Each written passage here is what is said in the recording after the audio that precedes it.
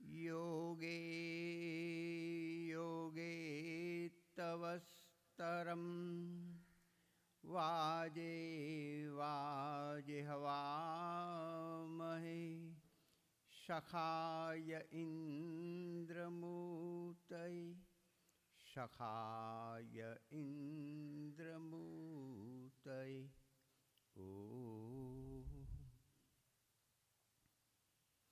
वेद मंत्र।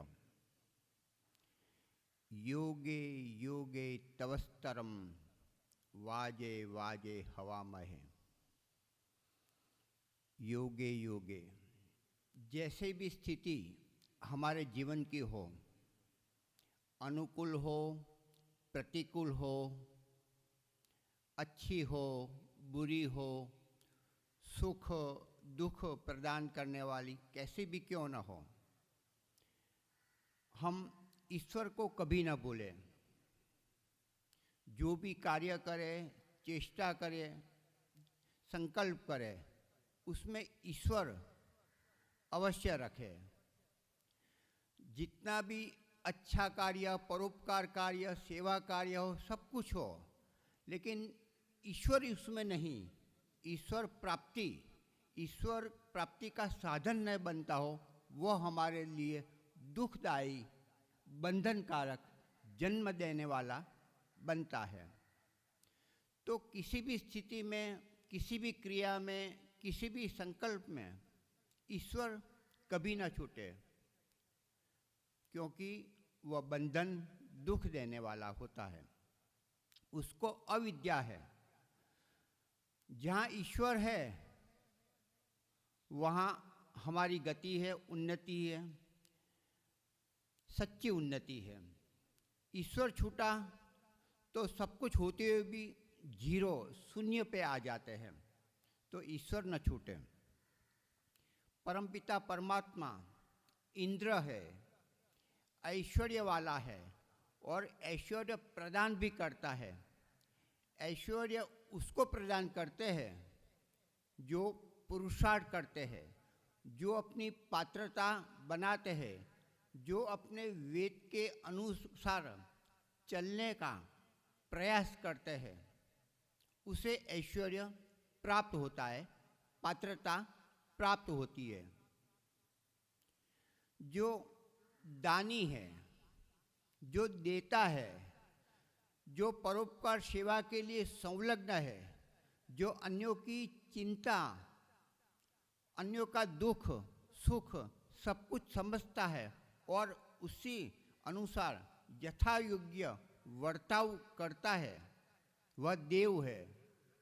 और देव हमेशा दानी होता है, ऐश्वर्य वाला होता है। मैं औरों के लिए क्या करूं, वह सतत क्रिया करता है। देव बनना हो, इंद्र बनना हो, तो हमें स्वस्ति पथ का पथिक बनना चाहिए।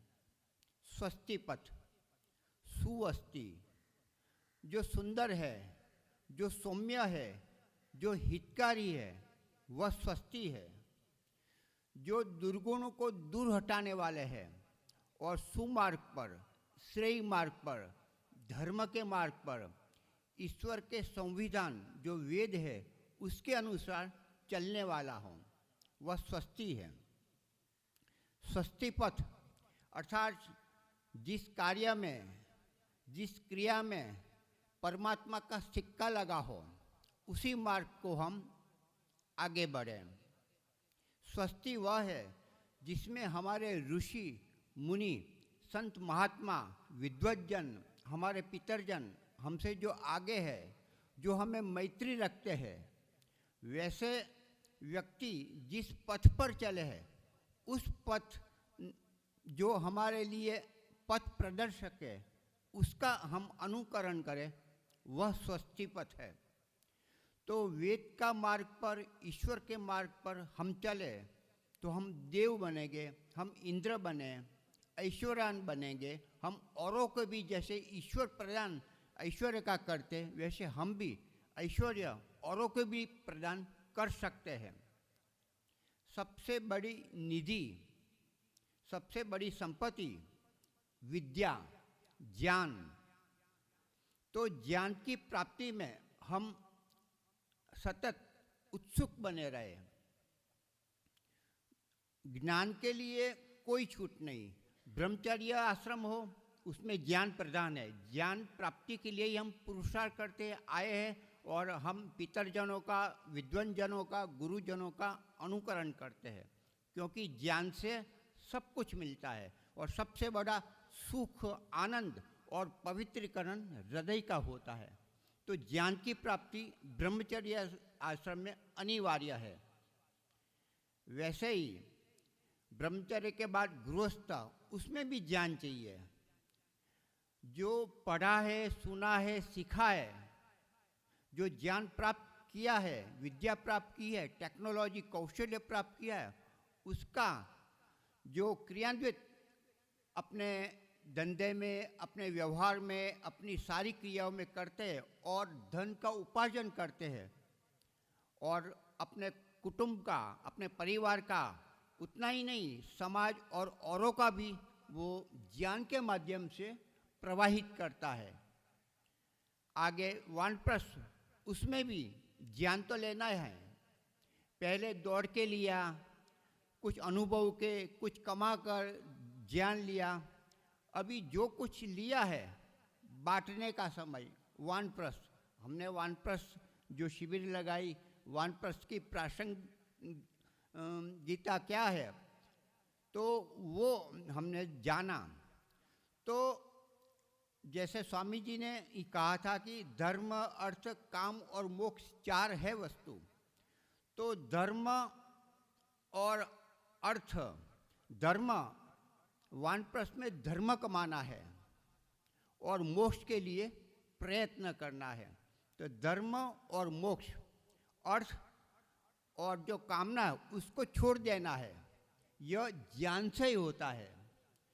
जब तक हम अपने आप के अंदर नहीं जाएंगे, अंदर के पट नहीं खोलेंगे, तब तक हमारी वास्तविक अंदर से जो ज्ञान वो प्राप्त नहीं होता। तो मैंने भी कहा था, यदि हमें अंदर की ओर जाना है, जो अपना ज्ञान जो शास्त्रों में है, सिद्धांतों में है, वो अपना बनाना है, तो उसके लिए 2 पटल, एक आँख की पटल बंद होनी चाहिए वानप्रस्थ के लिए, और दूसरा वाणी भी बंद होनी चाहिए। मतलब हम औरों से कम वाणी के द्वारा व्यवहार करें, आँखों से और वस्तुएं, पदार्थ है, व्यक्तियों को मत देखें, तो अंदर के पट हमारे खुलते हैं। अंदर के पट खुलते हैं मतलब हम अपने आप से जो वृत्तियाँ उठती है उस पर धीरे धीरे कंट्रोल होता है और वास्तविक जो अंदर से ज्ञान मिलता है, शांति मिलती है, गति हो रही है, ऐसा अनुभूति में आ रहा है।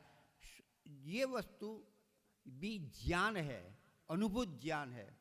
तो यहाँ वानप्रस्थ में भी ज्ञान की प्रधानता है, अंदर के ज्ञान की विशेष प्रधानता है।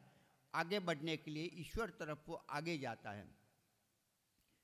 संन्यास आश्रम, सब कुछ छूटे, चोटी भी छूट जाती है, जनेऊ भी छूट जाते हैं, मुंडन, सब ये सब ठीक है, लेकिन उसमें भी कहा है कि ज्ञान का सतत उसको ग्रहण किया जाए, स्वाध्याय कभी ना छूटे।